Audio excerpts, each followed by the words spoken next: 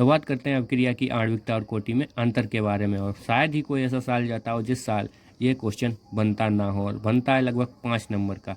तो बहुत इंपॉर्टेंट होने वाला है क्वेश्चन, और सबसे सरल शब्दों में आपको समझाएंगे।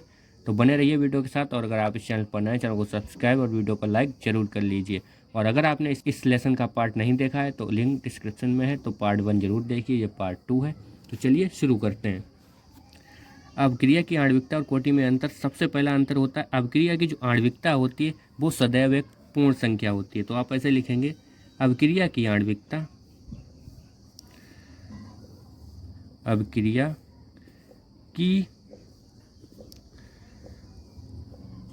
आणविकता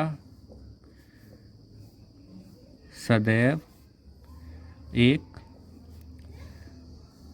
पूर्ण संख्या होती है। ठीक है। और कोटि भिन्न भी हो सकती है। तो आप सीधे ही लिख देंगे, कोटि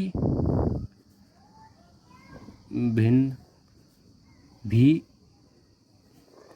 हो सकती है। पूर्ण संख्या मतलब ये 2, 3, 4 होगी। ठीक है। और अपूर्ण मतलब होती है 1.5, 2.5 या 0। ठीक है। तो अब दूसरा लिखते हैं, जो आणविकता होती है अभिक्रिया की वो कभी शून्य नहीं होती। तो अभिक्रिया की आणविकता और कोटि शून्य भी होती है, आपने पढ़ा भी होगा शून्य कोटि। ठीक है। तो अभिक्रिया की आणविकता, अभिक्रिया की आणविकता एक ही है पाई, कभी शून्य नहीं होती।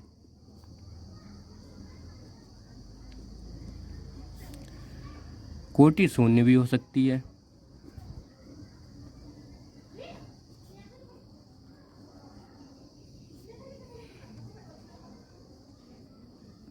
सकती है। ठीक है।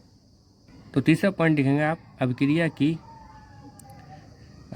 की आणविकता और कोटि समान या फिर भिन्न भी हो सकती हैं, या फिर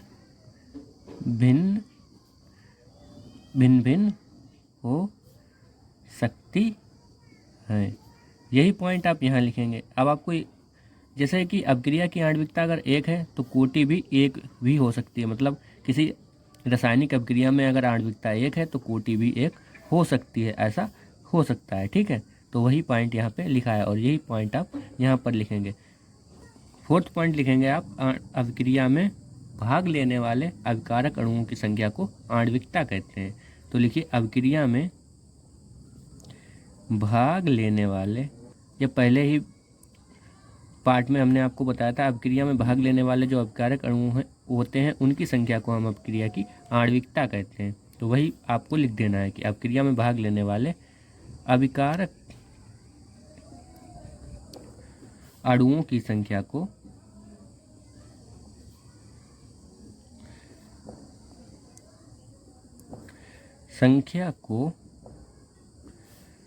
उसकी आणविकता कहते हैं। क्या कहते हैं? आणविकता। ठीक है। आणविकता। ठीक है। और वे अभिकारक अणु जो अभिक्रिया के वेग को निर्धारित करते हैं उसे क्या कहते हैं? कोटि कहते हैं। तो यहाँ पे लिखिए सिंपली, वे अभिकारक अणु जो अभिक्रिया के वेग को निर्धारित करते हैं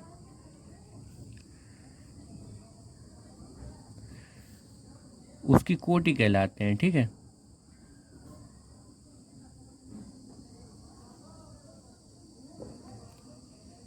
कहलाते हैं आप लिख लीजिएगा। ठीक है।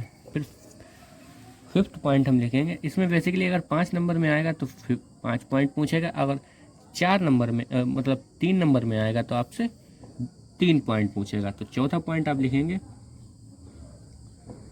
अभिक्रिया की जो आणविकता होती है उसकी व्याख्या हम क्रिया विधि से कर सकते हैं, लेकिन कोटि को हम प्रयोग से ही निकाल सकते हैं। तो लिखिए, अभिक्रिया की आणविकता को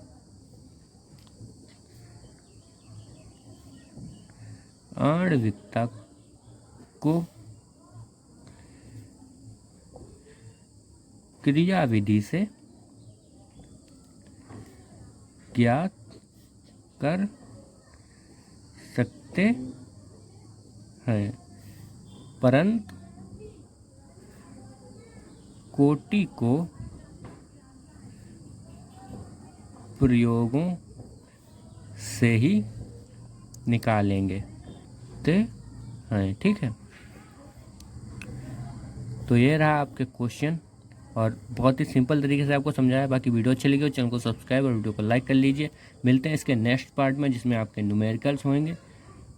तो अगर आप इस चैनल पर नए चैनल को सब्सक्राइब जरूर कर लीजिए। धन्यवाद।